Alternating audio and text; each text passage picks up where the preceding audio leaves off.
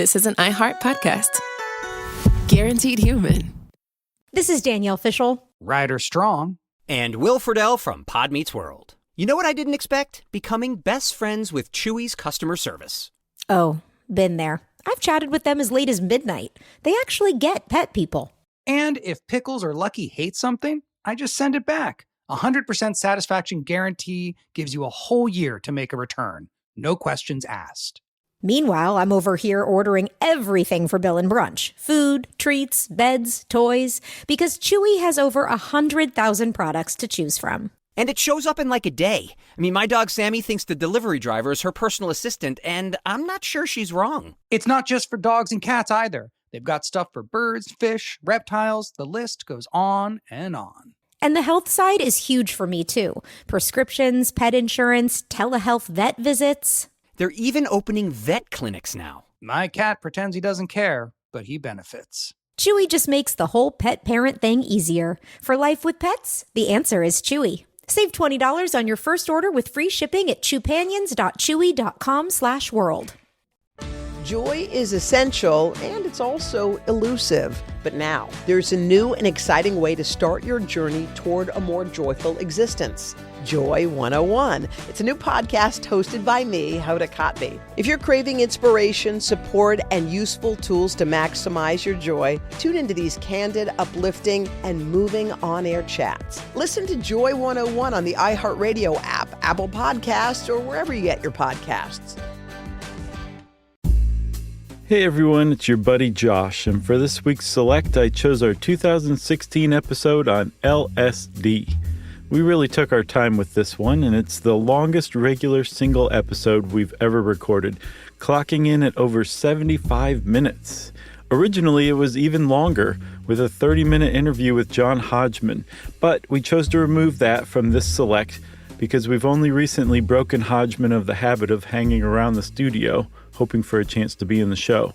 And we think that including the interview in this rerun might send some mixed signals to him. If you want to hear that interview, go back and listen to the original episode published in 2016, where it will remain a part of that forever and ever.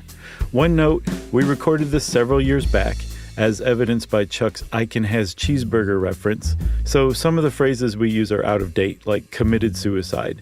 Sorry for that. At any rate, tune in, turn on, and enjoy the heck out of this classic episode. Welcome to Stuff You Should Know, a production of iHeartRadio.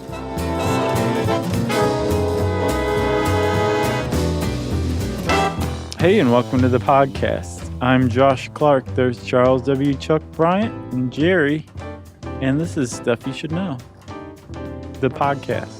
That's right, Josh. I want to wish you two things. Happy anniversary.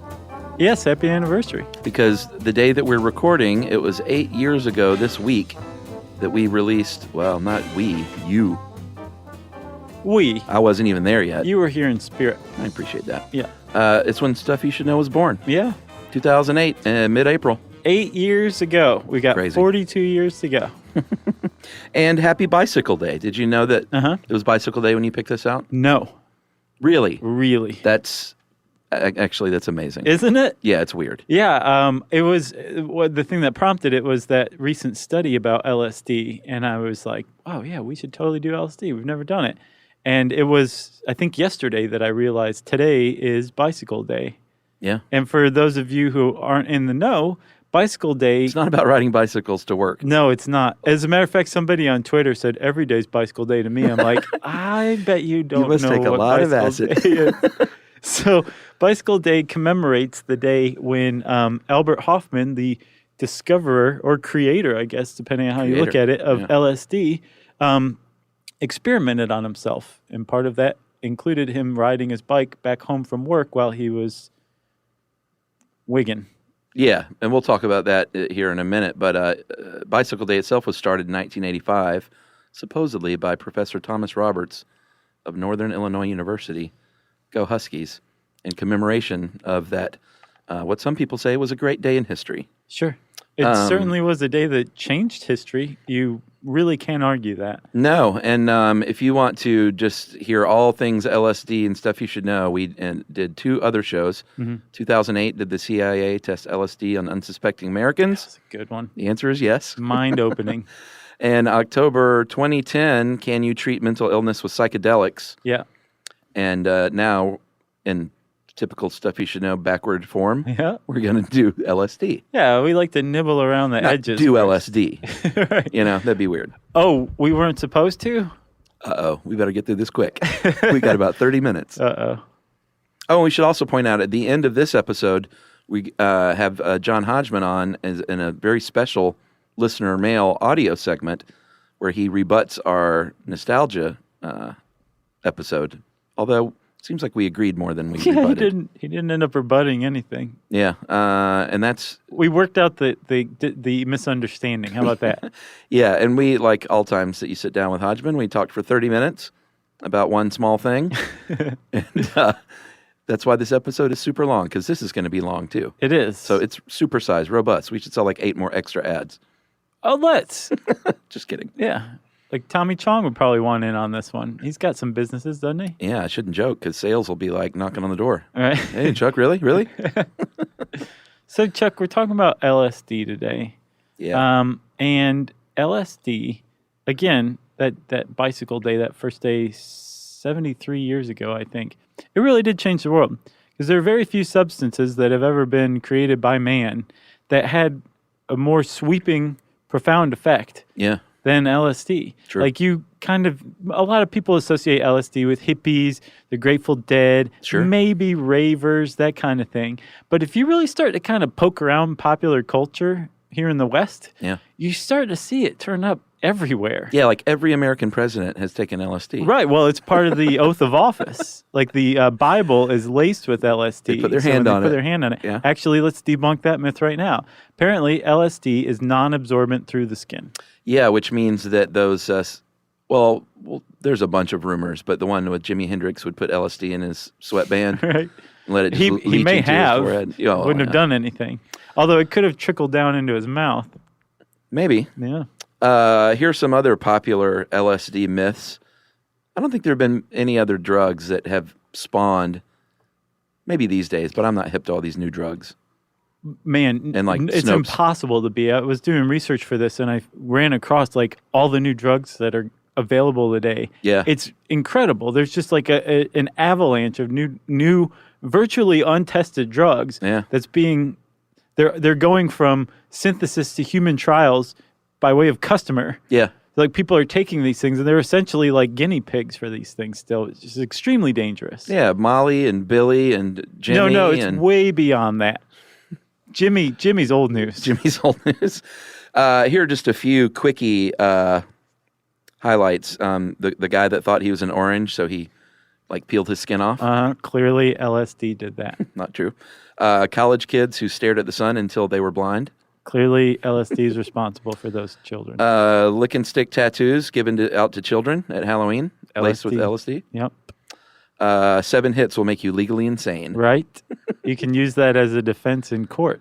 Diane Linkletter jumped from a window because she thought she could fly. So that was a big one. That kind of changed public opinion. Well, she jumped from a window. She definitely did, but she was also suicidal, and yeah. she had taken LSD before. What made it such a huge case was that she was Art Linkletter's daughter. Yeah. Art Linkletter at the time, this was, I think, the early 70s when his daughter committed suicide. He was already he was like the Bill Cosby of the age, which is not surprising. In what because way? That means a lot of things now. the moral crusader and kind of social scold of everybody, and how things are just not like they used to be. And the good old days are so much better. Gotcha. And everybody's just letting their kids get away with so much and pull up your pants and that kind of stuff. Oh, boy. He was a bit like that already. And then his daughter committed suicide, and he was understandably devastated by that. And he turned his ire toward drugs because she had taken LSD before.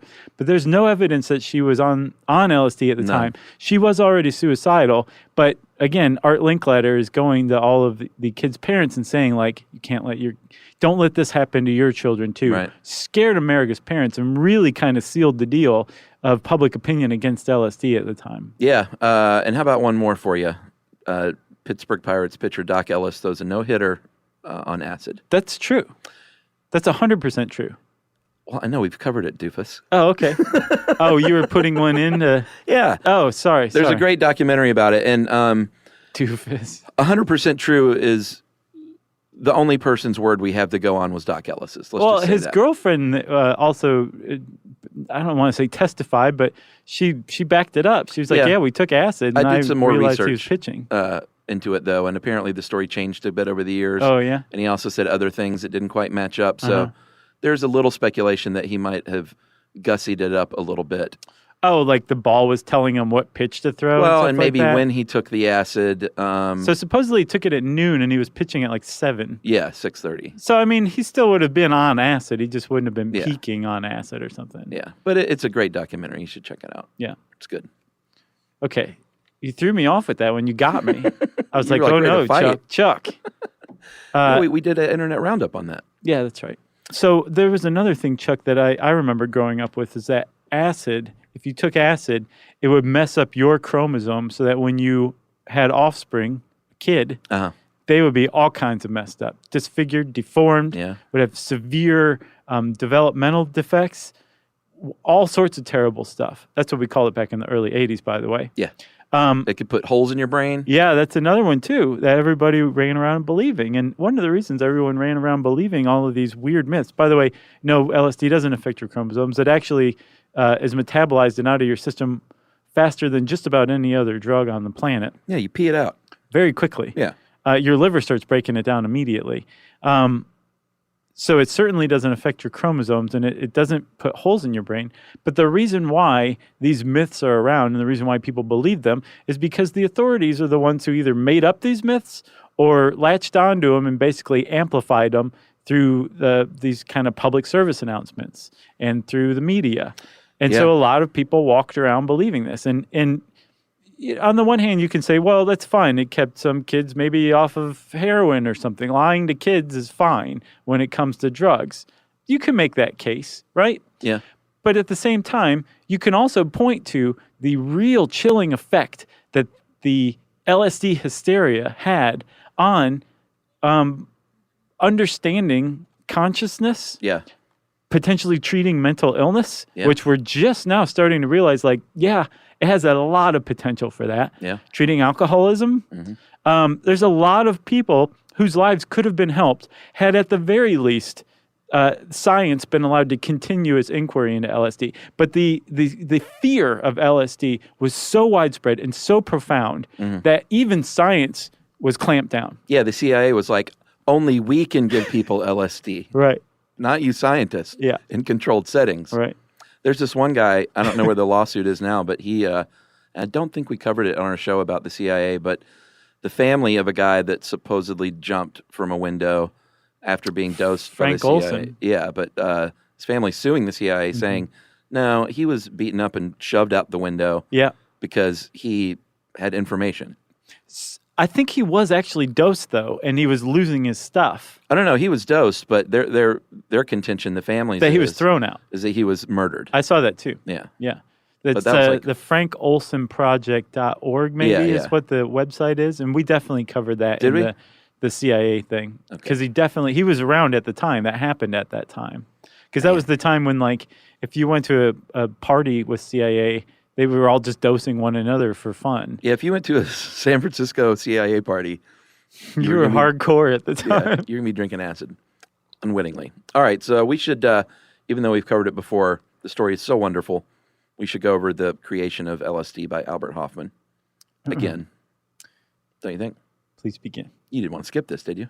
No, I think we should put in like a little accompanying music or something. The way you set it up, it was beautiful. Yeah, like some Jefferson Airplane, maybe. Doom, doom, doom, doom. So, a Swiss chemist, his name was Albert Hofman, like we said a few times. He was working at a lab called Sandoz. They were a pharma company. And now they're still around, but they're a subsidiary. I can't remember of who. They're not making drugs anymore? No, they are. Oh, okay. Yeah. So he was working on a project involving something called ergot. It's a fungus. It grows on rye, and it's been blamed, notably, this woman named Linda Caporael. Oh, I know what you're talking about. Yeah, she put forth a theory that the Salem witch trials were kicked off by a round of ergot poisoning. Yeah. And she has a lot of good evidence. Yeah. I won't go over it all. It's cool to look up, though. And a lot of people came out and were like, you know what? I bet she's right. So you were going to talk about the Hofman story. Yeah, so he was working with ergot, which grows on rye, and did a lot of poisoning over the years, notably in the Middle Ages. Yeah. Even though they used it medicinally, midwives used it to help speed up labor until they decided in the 19th century, that's pretty dangerous, actually. Yeah. Maybe we should just not poison these pregnant women with ergot. Well, they were not just giving them ergot to poison them for fun. Apparently, it contracts muscles, right? Yeah, so it would speed up labor. Right, exactly. And they figured out that it would actually it would slow bleeding, I think, by dilating blood vessels, maybe. Oh yeah. So they would give it to a woman after labor still, but they stopped giving it to them like to put a woman into labor. Gotcha. But it was remarkable enough that even after this level of medicine went away, scientists were still figuring out there's something with ergot. We've got to be able to do something with it. It's just too potent. Right. You know? So in the 1930s, this was the 1930s. It's just so crazy to think about when you see pictures of the 1930s. Yeah, they have like wires hanging everywhere for their new electric lamps. Like experimenting with LSD. It's weird. But it happened. At the Rockefeller Institute in New York City, they isolated lysergic acid from ergot. And this is where Hofman kind of started his work, resulting in 1938 in the 25th derivative, the number 25, as in he did 24 previous. Mm-hmm. He finally landed on LSD 25, and that was kind of it. Yeah, and LSD, we should say, stands for lysergic acid diethylamide. And basically, he started with this lysergic acid and just basically tinkered around with it until he, like you said, arrived at LSD 25. And again, he wasn't looking for the most potent psychedelic known to humankind. No, he's looking for medicine. Exactly. He was looking for, I think, a respiratory stimulator, something like that, maybe for kids with asthma. Uh-huh. So, yeah, give these kids some LSD 25. Right, It'll cure their asthma right up. And the first time he messed around with it, he sent it off to the pharmacologist to look, because he was a chemist at Sandoz. Now, chemists at Sandoz, they figure out processes to extract stuff, to make new compounds, that kind of thing. But that's the sum of their job. Once they come up with a new compound that they're satisfied with, they send it off to the pharmacology department. Yeah. The pharmacology department says, actually, this made that frog's leg jump by itself all the way across the room. We think there's some potential here. The pharmacologists got their hands in 1938 on LSD 25, examined it, said, we don't think there's any pharmacological potential here, throw it away. And Hofman did as he was told. 5 years later, he suddenly just thinks about LSD 25 again and is like, you know what, I think they missed something. I'm going to make a new batch just on my own. Yeah, later on he was quoted as saying, I did not choose LSD. LSD found and called me. So him deciding to make a batch on his own is highly irregular. For one, he's a chemist. You know, the chemists don't go and tell the pharmacologist they missed something. They certainly don't have a hunch 5 years later they missed something. And then thirdly, for him to make a batch of LSD was very weird. It was contrary to his work orders. And also, ergot was very expensive, and Sandoz was trying to keep a lid on expenses. So it was really, really weird that 5 years later, he mixes up another batch of LSD. That is true. But while he was mixing it up, it was a sort of a little, like a Peter Parker experiment gone wrong. Right? He got a little inside of him. Somehow. They think now he probably got it on his fingers and maybe, licked his finger while he was... He had been eating KFC for lunch. Yeah, maybe so. And it got into his body, and he had an acid trip. He did. An accidental one at first. The world's first acid trip. That's right. And that happened... Unless one of those pharmacologists was keeping something on the down low. He's like, yeah, this is useless. Yeah, throw all this away except to save me like 10 tabs. Just my head stash. So that was April 18th, 1943. And the next day, Albert Hofman's like, I got to try that again. Yeah. So he takes some LSD. I think he took 250 micrograms. At 4:20 p.m., believe it or not. I noticed that too. Almost on 4:19. Yeah. But that's a marijuana thing. 420 is. Yeah, it kind of jumped out at me as like... I saw that too. I'm sure everyone who's ever read that was like, oh, dude. Sure. 419, oh, he was so close. That's the universe. So he took 250 micrograms, is that right? Which is about 10 times the minimum dose that an average person takes these days. Yeah, that's a lot of and acid. he shot it. He injected it intravenously, I believe. Yeah. Didn't he? Or did he take it orally? I'm sorry, no, he took it orally. Yeah, I don't see in there where he injected it. And he started to have a wild ride. He did. He went to the doctor at first. He asked his assistant, and he was like, I am tripping. Pretty hard. You don't know what that is yet, but I do. And he said, I think I should go to the doctor. And he went to the doctor, and the doctor was like, dude, you're fine. You're not fine, but there's nothing physically going on with you. Right, and we should say he made it to his house with his assistant, and they were on their bikes. This is where Bicycle Day comes from. Yeah. And he was like, my God, how long did it take for us to get home? And his assistant was like, actually, we made it home really fast. Yeah. And he's like, what? And he's freaking out. He's like, go get me some milk from the neighbor. Ends up drinking 2 liters of milk that night. Yeah, because milk could supposedly quell the effects of different drugs at the time. Yeah. So it made sense. It did nothing for this. No, and his neighbor later on, there's a couple of stellar quotes.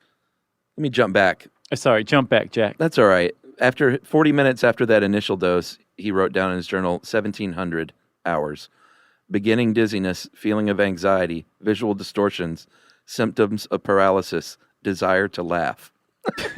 Full stop. Yeah. And then following that closely, I was able to write the last words only with great effort. And then who wrote that last line? And when he got the milk, he said, the lady next door, whom I scarcely recognized, brought me milk. She was no longer Mrs. R, but rather a malevolent, insidious witch with a colored mask. Yeah. So people think now he was fearful going into this experiment, and that's what, we'll talk about set and setting, and your mindset going in has a lot to do with what kind of trip you have. Right. And people think now, like, he went into it fearful and ended up, by all accounts, having a bad trip. He had a bad trip, but then the doctor came and was like, look, man, something wacky's going on with you, but physically, you're fine. You don't have to worry about it. And I believe that's what kind of freed Hofman up to have a good time, have a good trip. Yeah. After that, he really started to go, oh, wow, and really took in what he was seeing, what he was thinking, what he was experiencing, and moved from dysphoria to euphoria is the way he would have put it. That's right. And he goes into work the next day, tells everyone about this amazing experience, and everyone else tries it. Well, not everyone, but other people at Sandoz tried his it. 2 bosses did. I think his boss and his boss's boss. And the reason they were like, nuh-uh, was because he said, I took 250 micrograms. They're like, that's astounding. 250 micrograms. Yeah, that's nothing. Right. That they've never heard of a compound having the kind of effects that Hofman was reporting. Yeah. And he's like, I measured it myself. I know what I was doing, and it was 250 micrograms. These guys each took a third of that, and they tripped pretty hard themselves. Sure. And from that moment on, Sandoz was like, we're onto something here. Yeah, he also experimented on animals. He started dosing... Boy, you name it. He gave it to mice, and he said they moved erratically and showed alterations in licking behavior. They taught themselves to tie-dye? Cats' hair stood on end, and they salivated. He put cats and mice together, and instead of the cats attacking the mice, it said the felines would ignore the rodents or sometimes even appear frightened by them.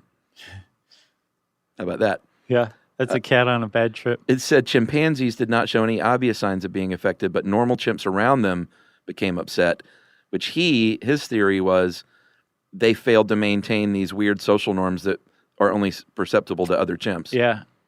Fish swam oddly, and Finally, spiders altered web building patterns. At low doses, the webs were even better proportioned and more exactly built than normally, but in higher doses, the webs were badly and rudimentarily made.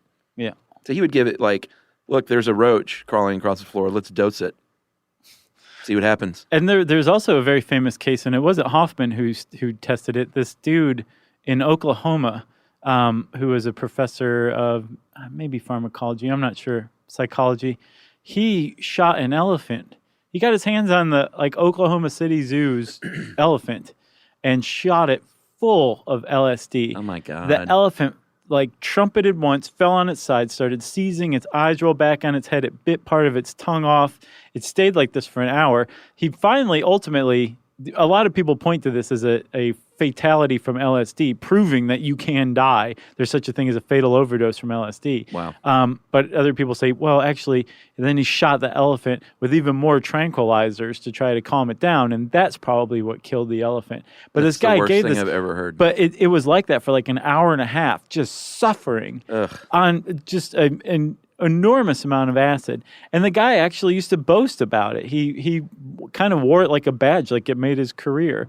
And it was just such a foul thing that even the Scientologists were mad about it and released articles criticizing the guy and his work. Really? But, yeah, and then there's a lot of questions about whether he's actually a CIA-funded scientist as well. Well, he had a blowgun. That's the first thing they give you when you sign up for the CIA.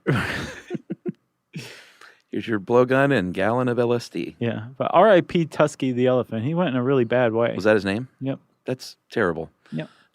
So, long story short, Sandoz is on to something. They say this research is compelling.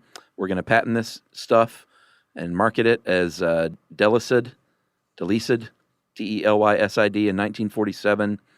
And they started advertising it for use. Like, psychiatrists, you should get some of this stuff. Get some. You should use it yourself and use it on your patients and see what happens. They said, again, I just want to repeat what Chuck said, use it on yourself. Well, yeah, so you know what's going on. Exactly. Well, that's highly irregular compared to the psychiatry of today. They don't usually go here's a couple of Xanny bars for you to try. Just, eat some and then you'll know what your patients are going through. They don't do that anymore. No, come on. So, well, they're not supposed to, Chuck. Okay. But yeah, Sandoz was sending this stuff out as an experimental drug. That's how it was labeled at first. And as it caught on, they moved it into full on marketing and started selling them like hotcakes. Yeah, it's pretty neat. If you look up Delysid for Google Images, it's just packaged right there. It looks like it's that very 1960s box. Sure. It says Delysid LSD 25. Yeah. Here it is in the vials. So weird. And they came in 25 microgram doses, which is it's a low dose. It's about half of what an average dose you would buy today would be. At a Fish concert. I guess. I'm sure. That's even a dated reference. What are people doing LSD these days?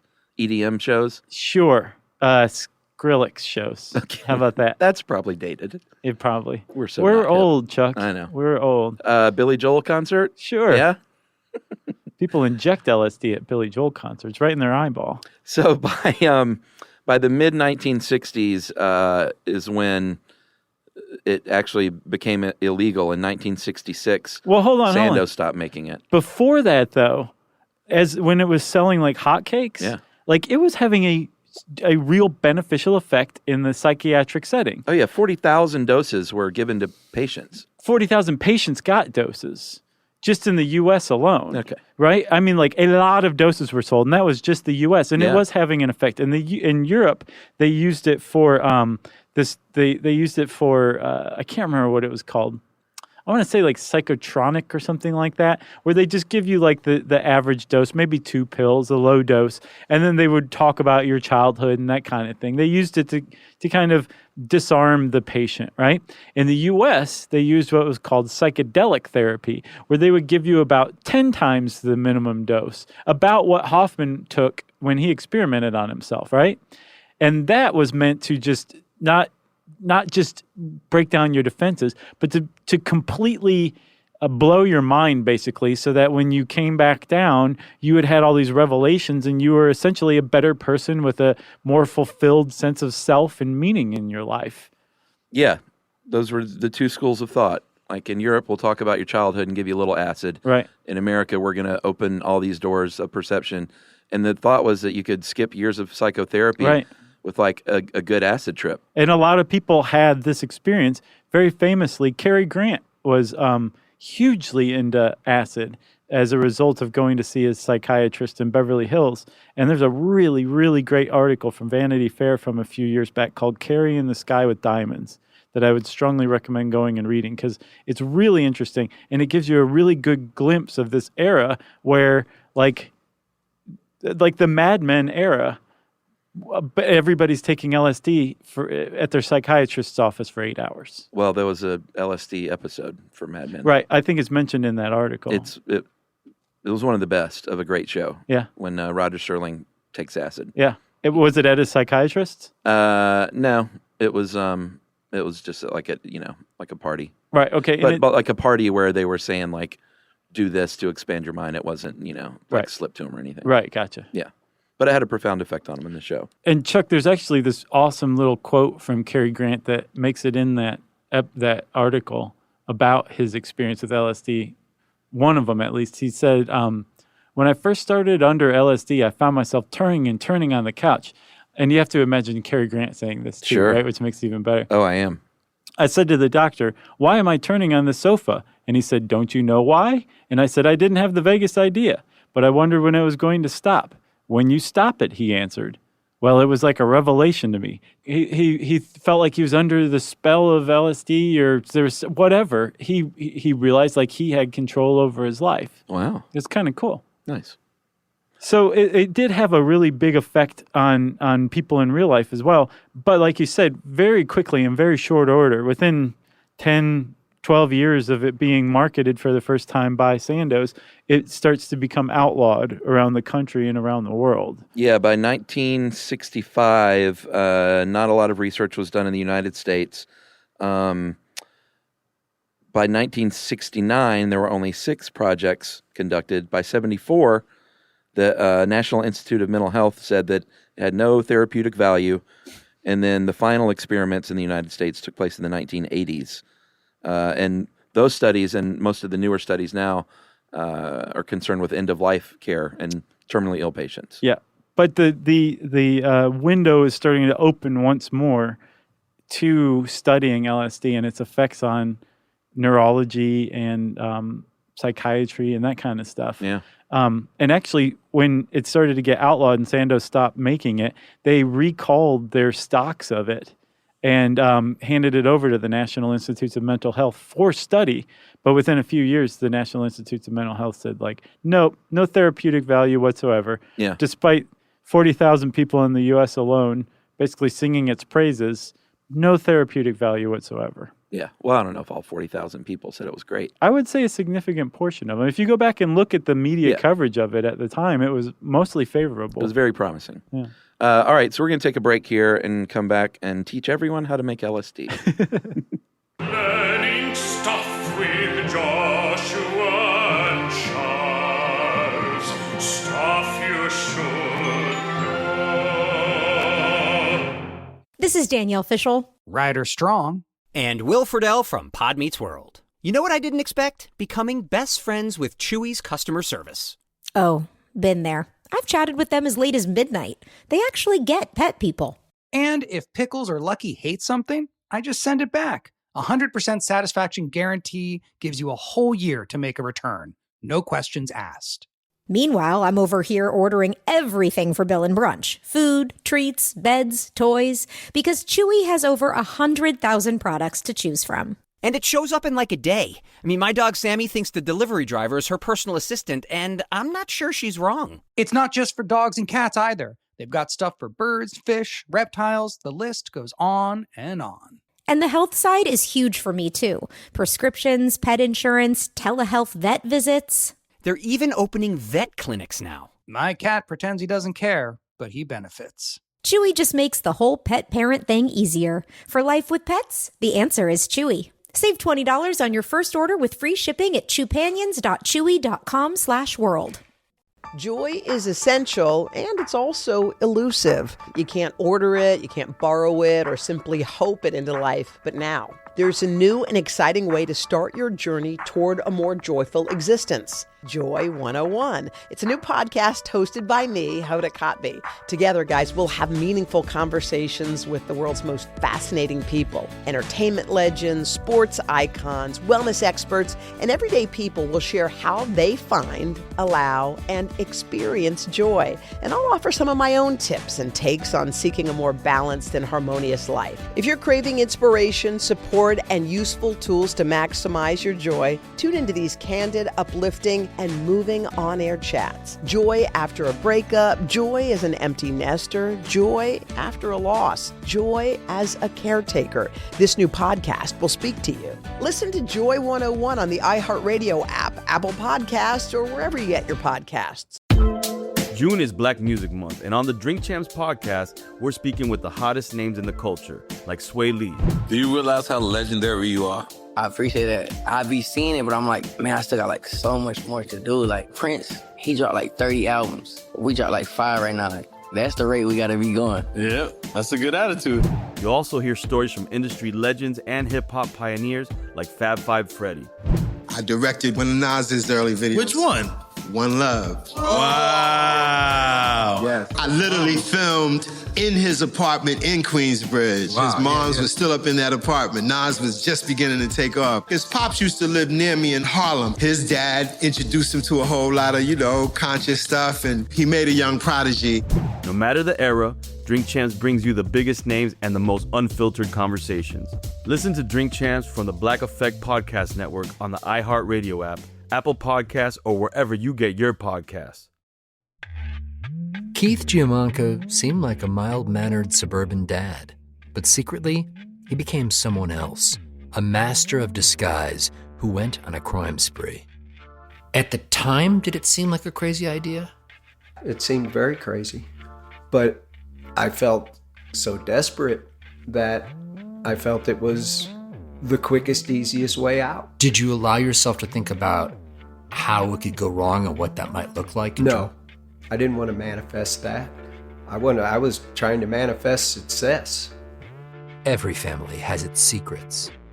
But what happens when you discover that your dad has been living a double life? That is not the look of an innocent man. This is going to change my life and my family dynamic forever, because everything that had existed prior in my reality is now untrue. Listen to Deep Cover The Family Man on the iHeartRadio app, Apple Podcasts, or wherever you get your podcasts.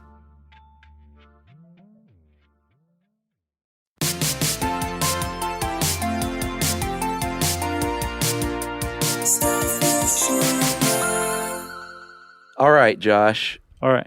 The first thing that you want to do if you want to make LSD is be a really, really good qualified chemist. Yeah, with a really good qualified setup.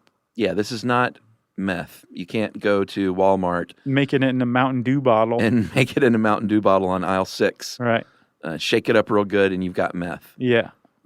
This is the ingredients are tough to get and they're highly regulated. Yeah, they're not found on drugstore shelves. No. It's very different.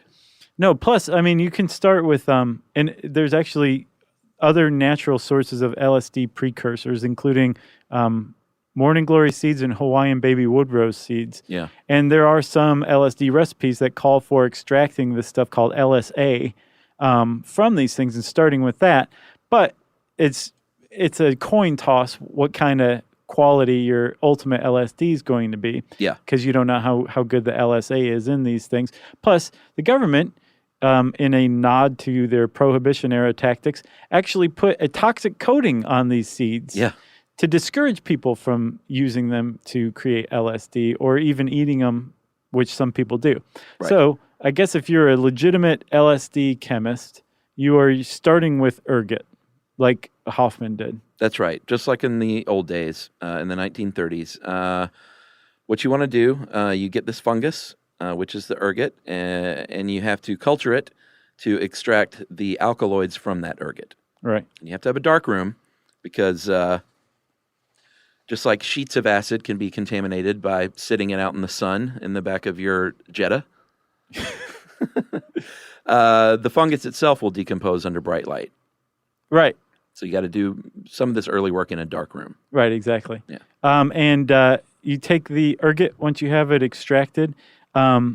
You're isolating the alkaloids, right? Ergot alkaloid. Yeah. And when you've got the alkaloid, you add some solvents and reagents to it, which themselves are dangerous as well. Yeah. One of them is chloroform, which is a no joke chemical. Yeah, Hofman actually the next day thought he didn't quite know for sure that it was the LSD, so he huffed chloroform because he thought, it was probably the chloroform. He's like Jeff Bridges in The Vanishing. So he huffed some chloroform, and I guess woke up a little while later and said, nope, that wasn't acid. Nope, something different. Must be the LSD. So chloroform's not good for you. Another one of the reagents is anhydrous hydrazine, which sounds like a Douglas Adams character. Yeah. And it's a known carcinogen, very poisonous, and both of them are easily breathed in and absorbed through the skin. Yeah. So these things are no joke, and they're important in turning ergot alkaloids into LSD. So it's very difficult, very dangerous if you're not getting that picture. Yeah, hopefully no one's like setting up in their kitchen and like following along as we'd say. Well, I mean, you would get nowhere very quickly. We're not giving out detailed information. And what's funny, it's funny you bring that because until I think like 1965, you could mail off to the U.S. Patent Office, and for 50 cents, they would mail you the patent to LSD, which is the recipe for LSD. Wow. You could get it directly from the U.S. government for a few years. I bet it's online somewhere, don't you think? Oh, I'm sure, yeah. On the dark web? Probably not even. On I Can Has Cheeseburger? Probably. So the ergot alkaloid is then synthesized into lysergic acid compound. It's called isolysergic acid hydrolase. Hydrazide. Nice. And you do that by adding some chemicals, heat it up a little bit. Yeah. Shake it in your milk jug. Put a little basil in there. Is it okay to joke about this? If it's not okay to joke about this, Chuck, then we've lost our sense of humor. That's right. Then that is isomerized, which means, and this is pretty advanced chemistry, but it's really advanced chemistry. Yeah. It means the atoms are actually, the molecules are being rearranged in a chemical process. Right. With a little heat, a little reagent, solvent, that kind of stuff. It's taking a compound and basically doing the old switcheroo, and then bam, you have an entirely new chemical as a result. That's right. So you cool that down, you mix it up with an acid and a base, evaporate it, and you are left with isolysergic diethylamide. Isomerize it again? Because, if once is good, two is better. Right. Then you have LSD, and it comes in the form of a crystallized powder, I believe. I think it also says you can also make it a liquid. No, you have to do something else to make it a liquid. So when you have LSD that you've synthesized from ergot alkaloids, it's a crystalline powder, a white powder. Yeah, and in the old days, in the 60s, you could make microdots, which was a tablet form. You could just mix it with liquid and, use it like, put this drop under your tongue. Right. Or, make tea out of it or whatever. And then window pane, which was gelatin squares. So that's still around. I saw on Reddit, some kid was like, look at this. And he was holding like a huge thing of window panes. And I think he called them window panes too. Yeah, they're the great movie, Flirting with Disaster. Did they take gel tabs? Well, one of the son, Lily Tomlin and Alan Alda's son at the end of the movie doses everyone at dinner with window pane. Yeah. That's what he calls it. Yeah. And I always just think that's a funny word for it. But these days, you're more than likely going to see what's called blotter acid. And what they do is they just dissolve that powder in ethanol and then dip a sheet of blotting paper that's conveniently perforated into tiny little squares. About a quarter inch by a quarter inch? Yeah, they're little, and it soaks up into that paper. Sometimes the paper is just plain white. Sometimes it's got little cartoon characters and things. Oh, a lot of times. And then that's a sheet of acid. Right. There's actually a dude in San Francisco who has a acid museum, and he has a book, like a huge binder Yeah. of sheets of acid just to basically show off the artistry on it. And it's like, how has this not been rated by the DEA? I think the answer to that is because the DEA doesn't know it exists. It's probably fake, right? No. I would say that's stupid because it's just a waste of money. Well, I mean, he wanted Like, to why wouldn't you preserve just it or put whatever. fake paper in there and tell everyone it's acid? Because what he's not trying to sell it. He's trying to say, like, look at the art that people make. No, that's what I'm saying, though. For acid. Why would he waste all that money putting the drug on something? when He's you could not. just He's put- buying it. I don't follow. Like, he's going out and being like, wow, that's a really beautiful sheet of acid. I'm going Oh. to buy it and put it in my museum. Well, that's even dumber. So he said that these things have been exposed to light over the years and that they're most likely totally inactive. That He was said that the guy's last thing. 12 times I tried to take it, it didn't work. He's like, but I traveled back in time So maybe a it did couple work. of times. So each square is a dose, and you can get up to 900 doses on a single sheet. And we'll get to this later, but you might as well talk about it now. There was a Supreme Court ruling in early 90s where they said the weight of the drug is also the weight of the paper, which... It's nuts. Yeah, I mean, a lot of people got really up and remain upset about this. The argument is that's the equivalent of saying, well, this cocaine came in this suitcase, so just weigh the suitcase with Right. the cocaine, Right. and if it adds 8 pounds, then it adds 8 pounds. Right. Instead of measuring the actual quantity of the drug itself, it's measuring the carrier device. Right. And one reason they did that was because the weight of, again, LSD, when you're looking at a minimum dose of about a quarter of a microgram, Yeah. that's like the weight of 2 grains of salt. Yeah. So if you're trying to bust people, you could be like, well, a quarter microgram gets you a year or something Well, that's like why I that. don't see why they didn't do that. Just rewrite the law to reflect the weight of the real drug. I don't know. Because that's all they'd have to do. I know. It was You know? it was very weird. It was ham-fisted. Yeah. Can I say that? Yeah, you just did. But the long and short of that is there are people that dealt acid at a fish show that are in prison for longer than, rapists and murderers. Oh, yeah, there's a guy who's in prison for life without parole. Yeah. He's like 66 now. He's been in there for a while because he got busted with some acid. Yeah. For life. Yeah. He's spending his life in jail because he had acid with him. And he's seen violent criminals all around him get out on come and parole. go, I'm sure. Pretty interesting. So should we talk about what an LSD trip is like? Yeah.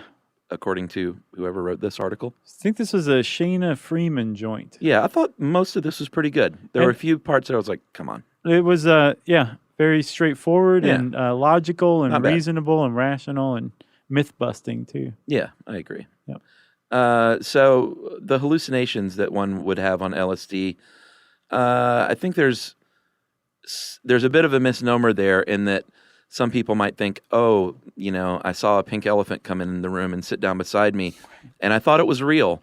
That's not exactly what they mean by an LSD hallucination. No.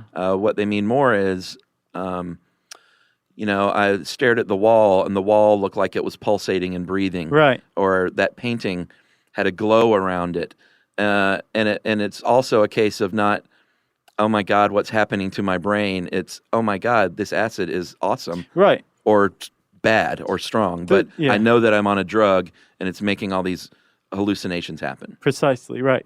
And Is that a fair way to say it? Yeah, it's a great way to say it. I mean, it's away from the classical definition of a hallucination because you don't, and it's also you don't believe what you're seeing is like real. You realize that it's the result of the drug. Although I'm sure some people have taken acid and really thought like, it's done such a number on their brain that they didn't know that they were on the drug, which is why you have your buddy there to say, no, that's the acid. Right. Well, that's another point that Shayna Freeman makes in this article is that because of the trip and what a profound impact it has on the brain, you typically want to trip with other people Yeah. who have experienced tripping in a very calm place. And you mentioned set and setting earlier. I think that was Timothy Leary that came up with that. And set refers to mindset. Yeah. And setting refers to the setting that you take your acid in, right? So you want to be in a positive frame of mind, or else you're going to probably have a bad trip. And you want to take it in a calm, comfortable setting, like your home, or Shana Freeman suggests the park. Yeah, maybe don't, if you're stressed out about finals, maybe don't take acid before you go to class to take those finals. You're probably going to have a bad time. That would betray set and setting in a profound way. Exactly. So the trip itself typically lasts for something between maybe 7 to 12 hours. About halfway through, you're going to experience what's called the peak. And the whole thing's going to really start about 30 to 60 minutes after you take acid. Yeah, and if you've ever been to college and seen someone taking acid like on the dorm floor, you might hear a lot of like, I don't know if it's working yet. I don't think it's working yet. I don't know. I think we got ripped off, man. I don't think. And then all of a sudden. Oh, wow. Yeah. And then you just shut their door and then you go and study like a good student. Right. Physically, Josh, you might have dilated pupils, increased blood pressure. Your body temperature might raise. You might get a little sweaty and dizzy. You might be drowsy. You might be tingly in the extremities. Right. Your stomach might feel kind of weird. Have a metallic sensation in your mouth. Yeah, you're probably not hungry. Right.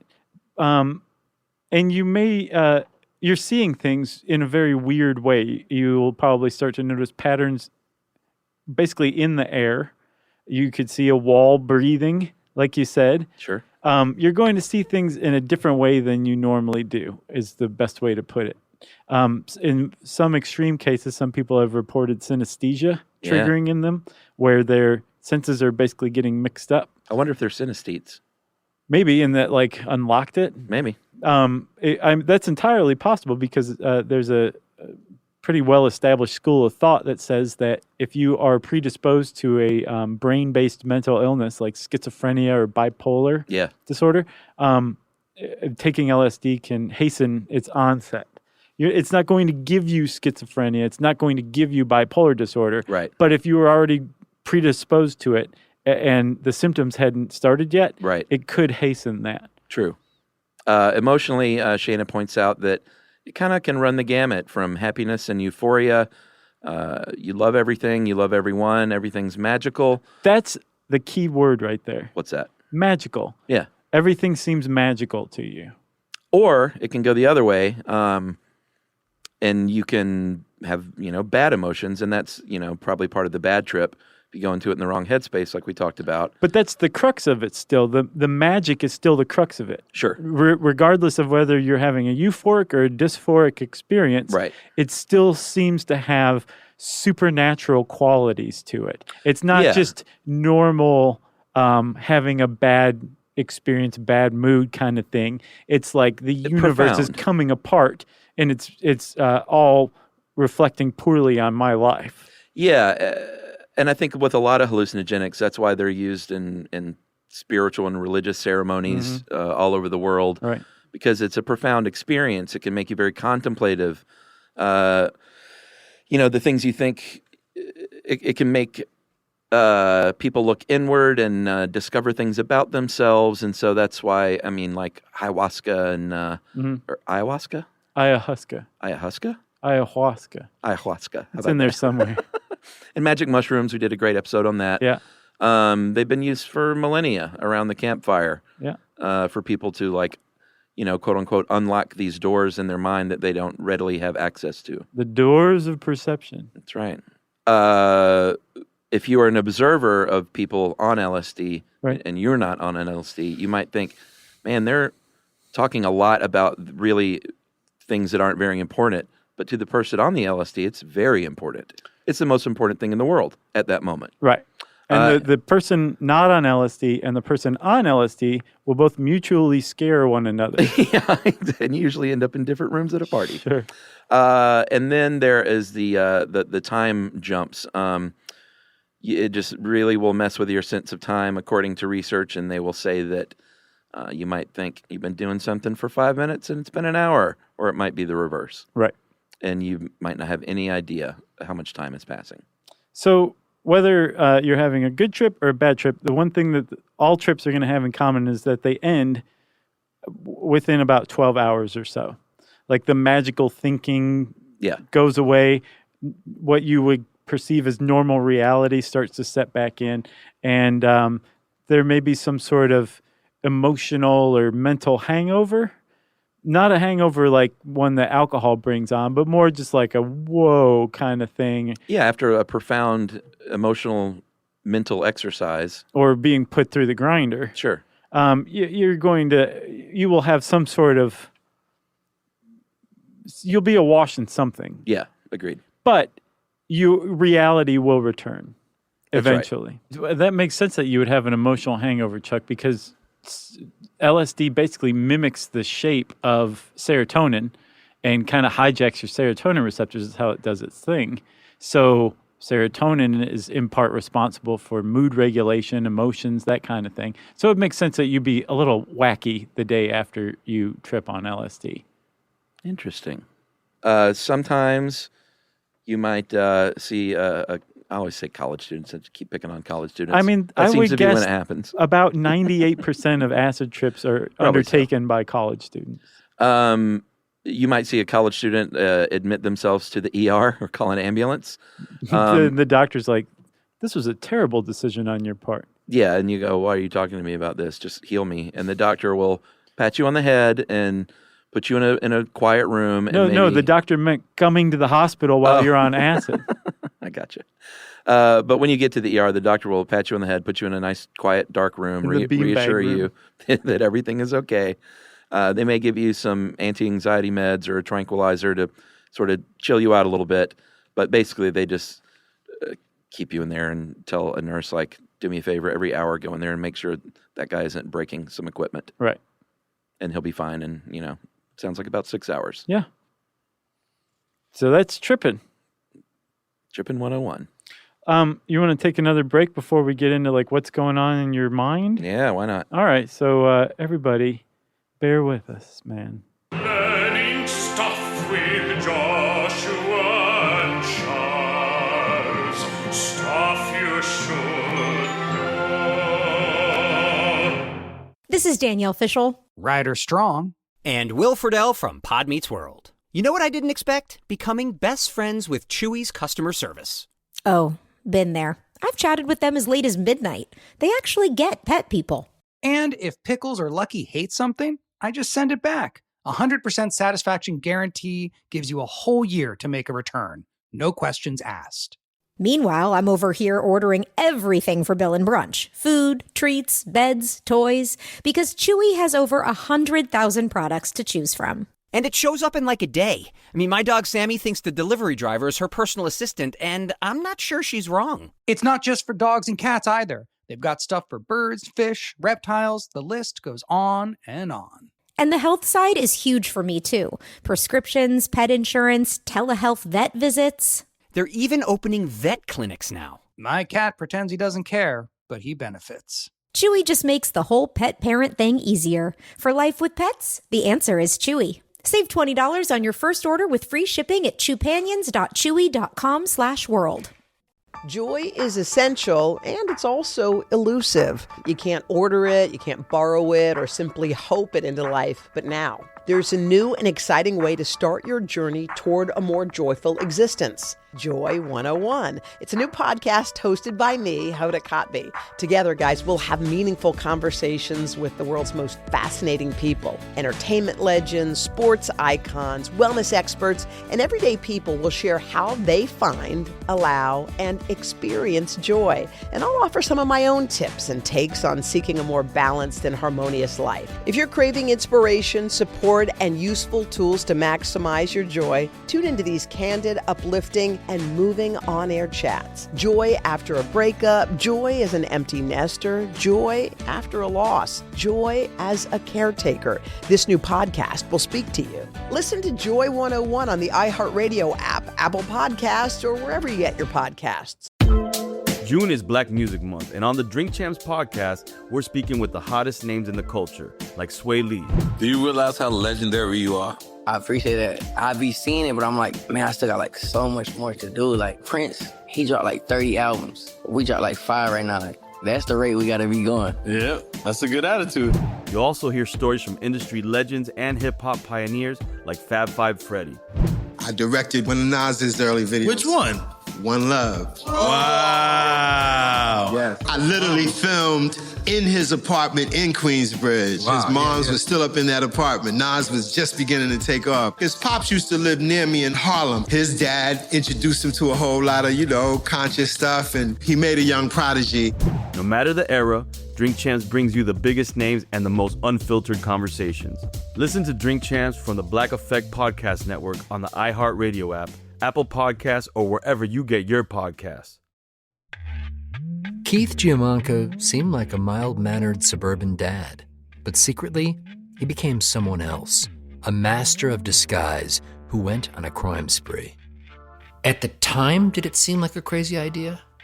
It seemed very crazy, but I felt so desperate that I felt it was the quickest, easiest way out. Did you allow yourself to think about how it could go wrong and what that might look like? No, I didn't want to manifest that. I was trying to manifest success. Every family has its secrets. But what happens when you discover that your dad has been living a double life? That is not the look of an innocent man. This is going to change my life and my family dynamic forever, because everything that had existed prior in my reality is now untrue. Listen to Deep Cover The Family Man on the iHeartRadio app, Apple Podcasts, or wherever you get your podcasts.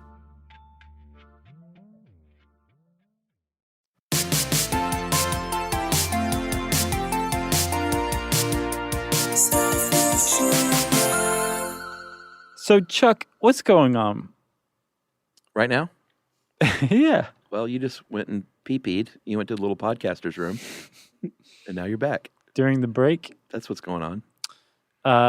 What's going on in the mind, you mean? Yes. On LSD? Yeah. Funny you should ask. Here's the deal. When this article was written, she said researchers aren't 100% sure what LSD is doing in the brain. They still aren't 100% sure. No, we have a better idea, though. A much better idea. Well, let me go back a little bit. As of 2016. Well, yeah, this one was from 2011. A Yale psychiatrist named Andrew Sewell, one of the few dudes in the U.S. who does psychedelic drug research. He's not L7. He's not Square. Remember that band, L7? Yeah, they were good. Yeah. Remember, it was them, the Breeders, and Four Non Blondes all came out with like great albums all at once. And Hole. Yeah, I'm going to take issue with Hole. All right, and Four Non I'll Blondes. take that one back. No, Four Non Blondes, they have that Hey Ya song. That whole album was pretty good. All right. Wasn't bad. Okay. I was listening to Pavement the entire time. You could listen to all of it. All right. I was listening to Pavement too. No, I'm just kidding. I liked L7 though. Andrew Sewell, he was a Yale psychiatrist, like I said, or maybe still is, and he said at the time that it had to do with the thalamus. Sensory impressions are routed through the thalamus, which acts as a gatekeeper. So his theory at the time, which was built upon research from Franz Vollenweider of Switzerland, said that drugs like LSD and psilocybin, they tone down the thalamus's activity. So in other words, the gatekeeper doesn't work. He likened it to a spam filter on email. Mhm. Said it's not working as well. So it lets unprocessed information through to consciousness. Which is a great explanation of it. That was 2011, but like you got this that from week, you got that from Live Science, right?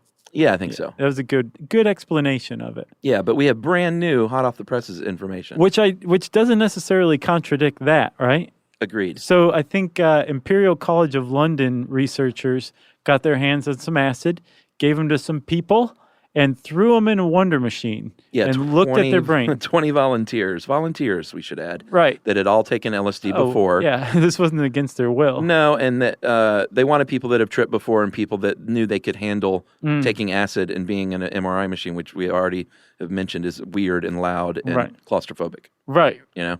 Yeah, that's a good point. That was very wise of those guys. Yes. So the upshot of it was that we now have brain scans of people under the influence of LSD for the first time in human history. And it's really kind of opened up some new ideas for what's going on an acid trip. And you should see the difference of these like the comparison, the control brain it's scan, amazing. and the one on acid, it's like you don't even have to read the caption to know which one's which. Like one is like, oh, okay, I guess I'm thinking, I'm aware of myself. My toe itches. How am I going to pay the water bill this month? And then the other one's just like, yeah, like that. It's amazing what they said. I'm just going to read it because they say it better than I ever could. They said LSD simultaneously creates hyperconnections across the brain, allowing the functions of seemingly unrelated regions of the brain to ooze into one another. At the same time, the drug apparently chips away at organization within networks. Like all of this sounds like right on the money, including a system the brain defers to at rest called the default mode network. Yeah, that's a big one. Which normally governs functions such as self-reflection, bing, autobiographical memory, bing, and mental time travel, bing, bing. Right. So what they're saying is that the idea that you see things differently, that you think about things differently, that you understand concepts like the universe and reality and your place in it differently than you normally do is 100% accurate. Like LSD changes literally the way you think about the world by changing the connections in your brain. Yeah, and notably they point out in the 60s you would always hear a lot about the ego and the sense of self. Right. They think they have proven through brain scans that LSD literally makes you forget your sense of self for that time. Right, and it allows you to do something that LSD is very famous for, which is make you feel connected to the universe, to humanity, to the gazelle population, right, to everything. Just feel connected. And again, it's called ego dissolution, right? Yeah, which is one of the, it supports the notion that when you take acid with somebody, you have this bond with them, perhaps even a lifelong bond. They also found that the psychological effects in the individual as well, have lasting impacts as well. So it's not just like you're on the drug, you're under the influence of the drug, what you're thinking and feeling is temporary. It actually creates a pronounced and most commonly positive change in the individual's outlook on life and sense of well-being, which is pretty amazing. But now we have brain scans of it. The brain scans just in every way seem to support everything everyone has always said. Not everyone, but the people that weren't making up stories about acid said about acid. The people who never said, oh, I see a pink elephant in the room. That's right. The people who never went up to somebody and like waved their hand in front of their face. Oh, yeah. Those people. I saw somebody do that like a couple summers ago at my neighborhood pool. Oh, really? There's this dude behaving strangely, and I was like, I wonder. And then somebody went up and went like that to him. I was like, oh, now I know. Oh, wow. So super promising research, and I think it's awesome that they're looking into this stuff again. Are they doing this in the United States at all yet? Because didn't they sort of allow it again? Yes, a few years ago. There was a 2014 study with like 12 terminally ill patients with cancer in the United States. Yeah, but it's still like very small groups of scientists are probably working on this. Yeah, stuff. like 12. Oh, yeah, and they're using very small study populations. But the results that they're finding, like in this case, the cancer patients reported even 12 months on a more positive outlook on life, despite the fact that their life was coming to an end prematurely, in their opinion, because of the acid. They're finding like all of the studies that are being carried out are finding such sweeping conclusions about the potential for LSD to positively impact people's lives that all of them are like, we need more studies. We need more people involved in them. Like, let's get back to studying this, which we left off of like 40, 50 years ago for no good reason, really. And 40 and 50 years ago is when the scientists thought like they were on the cusp of making some real breakthroughs when everything gets shut down. And back then, like the way they do the studies now, it seems like are way better. They didn't have controls back then, or they didn't use controls in most of these experiments. Timothy Leary was carrying out these studies. I mean, give me a break. All right, let's talk about acid flashbacks. This False. is I mean, Shanna calls it very controversial among LSD users and researchers. I'm going to say false outright because there's zero evidence that it's a real thing and that the body actually retains some bit of LSD. But you've heard, the rumors like it's in your spinal fluid. Yeah. It's in your fatty deposits. And years later, you can be sitting in a meeting and have a full-on hallucinatory acid flashback. Right. There's no mechanism that this could be carried out by where there's like your body stores some acid for later and you start to trip again suddenly. There are people who have reported it, but it's entirely possible that they're mentally ill. Right. Or it's entirely possible they're suffering from something called hallucinogen? Hallucinogen persisting perceptive disorder. This sounds pretty awful if you ask me. Yeah, and this, I did a little more research. Apparently this is linked to persistent LSD use, someone who's done a lot of acid, and it is, even then, it's still not due to a buildup of LSD molecules in the body. So what, maybe they rearranged their neural connections? Well, it says... Or were they also predisposed to mental illness? Well, I think a lot of times it says current medical opinion is divided as to the cause. Some people think it's a form of PTSD. Other people think there were changes in the brain morphology because they did so much acid. Huh. But it's still not like the old story, like you had acid in your body from a trip long ago. Right now, it was just reactivated. You're just like burned out sitting in the corner. Yeah, and supposedly in 1991 is where this was all born at an educational meeting for DEA agents in San Francisco. A speaker said, he suggested that the re-release of LSD hidden in the bodies of users led to untimely psychotic flashbacks. And no one has tape of this, but there are people that wrote about it, and all evidence points to like this is where the acid flashback myth was born. Huh. Was from this one speaker. That's really interesting. Yeah. Who knows? Way to go, dude. So, again, we were talking about like there's a lot of hysteria surrounding LSD. People have died on LSD. What's at issue is, well, a couple-fold. One, is there a lethal dose of LSD? Yeah. That's never been proven. Right. Despite the millions of acid trips that people have taken, it's never been conclusively shown that LSD led to the death of a human being. Yeah, I would assume like there's a lethal dose of water. Right. So I would assume if you drank 5 gallons of LSD, you might die. Yeah.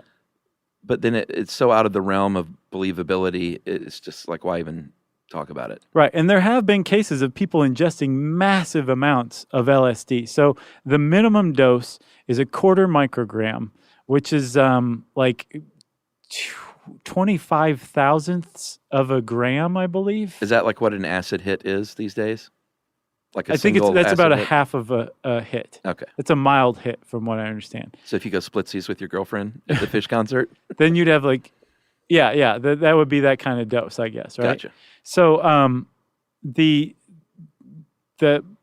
that's a very small amount, like thousandths of a gram. Some people have taken thousandths of a milligram. I'm sorry. Okay. That's the dose. Some people have taken milligrams of this stuff. Wow. Accidentally. There was a group of people in 1975 at a party, and they thought they were snorting cocaine, but it turned out they were snorting powdered LSD. Boy, oh boy. And one person was shown to have ingested 7 milligrams of LSD. Unbelievable. So that's like 70,000 times the minimum dose, something like that. Yeah, and I think this was actually in the Western Journal of Medicine, and most of the people just, boom, it knocked them out immediately, and they passed out. The people that were awake, well, everyone went to the hospital. Right. Because it was, by all accounts, an overdose of LSD, but everyone was fine. So that's what it was. That's like 7,000 micrograms, and a minimum dose is a 1/4 of a microgram. Yeah. So, yeah, like 12 hours later, they were fine. And 12 years later, 5 of them were examined for years for long-term issues, and no one had any issues at that party, at least. Right. There's another person who shows up in one study. I'm not sure what the case was around it, but the person survived ingesting 40 milligrams, which is 40,000 micrograms. Wow. And apparently survived. So the toxic dose, the LD50 dose, which is where half of the people who took that dose would be expected to die. Right. It's never been established. We don't know what it is, but it's huge. It's massive. So the pharmacological deaths from LSD have probably never happened. What has been documented is behavioral deaths. People who took risks potentially that they wouldn't normally have under the influence of LSD. Yeah, maybe went swimming in a place they wouldn't have normally gone swimming. Maybe jumped from a building, not because they thought they could fly or anything like that, but because I think I can make it to the ledge and go party over there. Whereas if they were under normal conditions, they wouldn't have engaged in that behavior. Yeah, so you have poor judgment, basically. Right. But again, those are pretty few and far between. Although when they do happen, they're tragic. Yeah, and there are also cases of like heart attacks and strokes, but with something like that, there's usually other drugs involved, and you can't conclusively say like the LSD caused the heart attack. Right. There's also apparently no documented confirmed report of somebody committing suicide under the influence of LSD. It's more like Art Linkletter's daughter, somebody who had taken LSD before, right? And their previous LSD use was blamed for it. But there's, from what I could find, not a documented case of someone who was on LSD and went nuts and killed themselves. Right. And even then, I think that's a difficult thing to prove that something caused something, right? Because then you start digging into that person's closet and find out that they were suicidal anyway, and this was a long time coming. Who knows? It's a tough thing to prove. The upshot of it is that the documented evidence of the positive effects that LSD can have on the human psyche vastly outnumber the recognized tragic events that have taken place as a result of LSD. Can I read this one part about heavy LSD users? Because I thought this was kind of funny. Heavy LSD users can develop profound social problems, completely ruin their sleep cycles, and lose interest in eating and personal hygiene. They turn into hippies, is what they're saying. Yeah, and she says something I do take issue with, that there's no one in rehab for LSD. That's not true. There are people in rehab for LSD. It's not common because she rightly points out that when you do LSD and then you do it again the next day, and then the next day and the next day, you become, you build up a tolerance really fast. Yeah. And you just need more and more LSD, and things normalize. Or it doesn't work after a very short time. Right. Well, like I said, things normalize and you don't get the experience you're looking for. So like most other drugs, it's not the kind of drug that you usually see people doing a lot of day in and day out all the time. Right, and what she's also saying is there's no means for becoming psychologically or physically dependent on it, which makes it a non-addictive drug. Although the feds have it under Schedule 1, right, which means that it has a high likelihood for abuse, addiction, and that it has no medical usefulness whatsoever. So both of those two, but that's false for both of the reasons that criteria, both of the criteria for a Schedule 1 drug. She also points out, and this is something I never considered, but I think it makes a lot of sense. The effects of LSD aren't dependable. Like, you never know what you're going to get. Right. And addicts crave that dependability. They want to know, like, cocaine will do the same thing to me every time. Right. That bottle of Jack Daniels will do the same thing to me every time. Yeah, or that cigarette. Yeah, but I don't know what I'm going to get out of acid, so it just doesn't lend itself to that sort of addictive nature. Pretty interesting. Plus, it's also further interesting that a lot of people have used, I don't want to say a lot, I have no idea the number, but I know it's been used in the past. People have used LSD and other psychedelic drugs to quit addictions. Yeah. Like cigarette smoking, like alcoholism. And again, you mentioned our Can You Treat Mental Illness with Psychedelics episode, which was awesome. But we talked about that in that episode too. All right, Josh, I know this is a long one. Plus, we got the Hodgman bit. This is going to be our first 2-hour show. Oh, my gosh.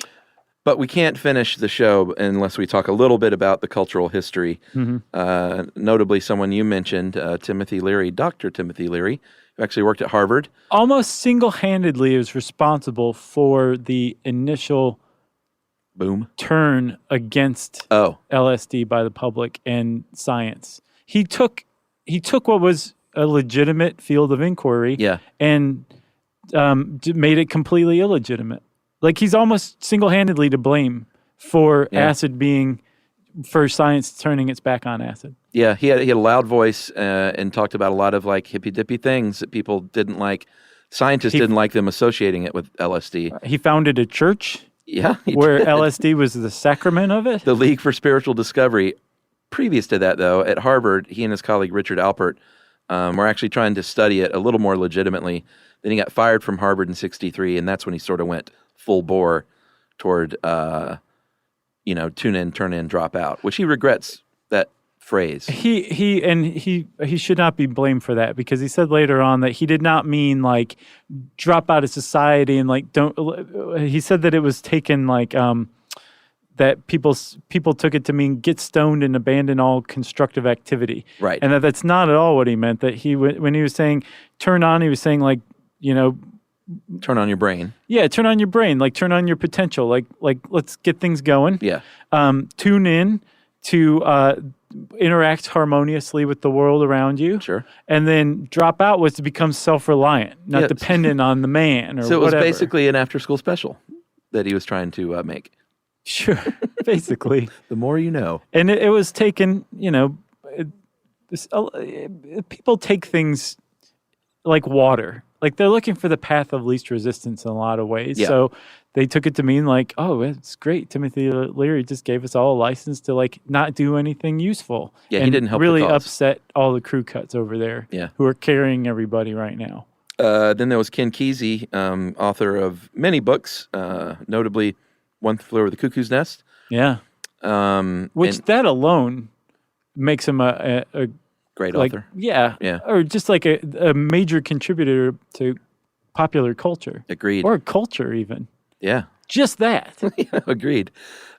He was notable for being a part of the Merry Pranksters, which is documented in the great Tom Wolfe book, The Electric Kool-Aid Acid Test, one of my favorite books. Required reading. Really good. And it documents a Merry Prankster. It was basically a school bus psychedelically painted full of hippies driving around with gallons and gallons of acid. At the time when the cops had no idea what acid was. Yeah. Or when it was not yet illegal. Yeah, but he got into acid because of the CIA. He was a volunteer in the late 50s to dose himself. And he was, what did she call him here? An acid populist. So he was one of those that thought everybody needs to do this and it'll be a different world. Right. And then finally, Mr. Owsley Stanley. All the deadheads out there just went, oh, Ooh, yeah. It's about time. They were so mad. Well, they never get mad, but. They don't get mad because they get even. They have profound social interaction problems. He was a chemist who was in Haight-Ashbury in San Francisco, studied at Cal Berkeley, and he was like, you know what? I'm taking a lot of bad LSD, and so I'm going to start making it myself. He was a self-taught chemist. Did you say that? Yeah. Wow. And he got really, really good at it, and Owsley LSD became the standard for good, clean acid in the 1960s and 70s. Yeah, and they used them at the acid tests, which Ken Kesey used to hold in San Francisco, and the Grateful Dead used to play. And Owsley Stanley was also the sound engineer. Did he create the Wall of Sound? Was that his doing? No, that was Phil Spector. Oh, okay. But he was the Dead's original sound man, and what he got known for was he was one of the first people to mix concerts live and in stereo and plug right into the board. So all those old, Deadheads love to trade the old bootlegs. Mm-hmm. Those bootlegs sound so good because of Owsley. Gotcha. Because he was, he was an innovator as a sound man, and he was one of the first investors in the Dead financially. And because he was a millionaire, LSD millionaire. Probably. Yeah. Said he made like 10 million hits of acid in his lifetime. Yeah. He gave away a lot of it, though. Yeah. There was one, it was a sit-in, I can't remember what it was called, where he gave out, and by all accounts, 300,000 people took acid all in one place. Wow, where? Oh, it had to be San Francisco. Oh, yeah.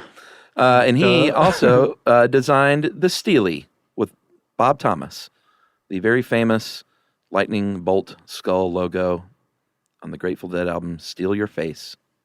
right off of your head. Was designed by Owsley. Did not know that. Yep. And now all the deadheads are going, okay, you mentioned the Steely. Okay. I'm sure we got something wrong. 2.5 hours in. And acid's making a bit of a comeback in San Francisco, too, among all the little technocrats that took that town over and raised What? They're tripping and stuff? Not really tripping. They're microdosing. They're basically, Albert Hofman had the idea that taking minuscule amounts of LSD could improve cognitive function. So basically, they're getting better at coding. They're taking it and going to work, and not fully tripping, but just having some effect. Supposedly, that's like the new thing with acid. Yeah, and that is another reason I want to punch San Francisco in the face. You are not the town you used to be. And they all know it, so don't get mad at me. It's true. There's also some other stuff, Chuck. Like apparently, if you buy LSD these days, there's a really high likelihood that you're actually getting something called N-bomb, 25I-NBOME. Is it just another chemical? It's like a much more intense psychedelic that's very similar to LSD, but it does have shown toxic effects. Like people actually have died from overdoses on this stuff, wow. thinking that they had LSD, which is not cool, man. No. You don't sell something saying it's one thing. Stay away from the orange sunshine. And then there's also some other thing called 1P LSD, and it's LSD with an extra propionyl bond that technically makes it legal. That apparently it's open season on the internet with that stuff right now. Kamel Nanjiani, the great comedian and friend of the show, has a great bit about some designer drug, which is heroin and Tylenol or Tylenol cold medicine. Oh, codeine? Yeah, like with heroin. Okay. It's just funny. He's like, you're already doing heroin. Right. It's like, the heroin's enough. Don't add Tylenol. Yeah, it's just this, it just seems like... well, these are I'm not waxing nostalgic for the good old days of just acid, but it seems like if people are dying on something they think is acid, then maybe you're not doing it right. There you go. So, Chuck, I think that's it. That's LSD. Man, this could have been a two-parter. It could have been, but... We're not greedy. We stayed true. Just one. Yep. If you want to know more about LSD, just type those 3 letters into the search bar at howstuffworks.com, and it will bring up this great article. And if you want to get in touch with us in the meantime, you can tweet to us at SYSK Podcast. You can join us on Facebook.com/StuffYouShouldKnow. You can send us an email to stuffpodcast@howstuffworks.com. And as always, join us at our home on the web, StuffYouShouldKnow.com. Stuff You Should Know is a production of iHeartRadio. For more podcasts from iHeartRadio, visit the iHeartRadio app, Apple Podcasts, or wherever you listen to your favorite shows.